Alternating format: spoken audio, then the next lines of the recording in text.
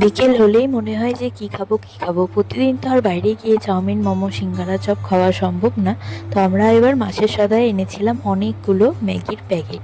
তো এখনকার ম্যাগির প্যাকেটগুলো এতটাই ছোট হয়ে গেছে যে ৫ থেকে ৬ প্যাকেট করেও মন পোষায় না, এত ছোট হয়ে গেছে। তো তাই ঝটপট করে বানিয়ে ফেললাম আজকে ম্যাগি। বা ফ্রিজে দেখলাম যে অনেকগুলো সবজি রয়েছে, তো তার জন্য সবজি কাটলাম অনেকগুলো। এবার কড়াইয়ের মধ্যে তেল দিয়ে একটু পেঁয়াজ দিয়ে দিলাম, তারপরে যত ভেজিস ছিল সেগুলো সব দিয়ে হালকা একটু ভাজা ভাজা করে নিলাম।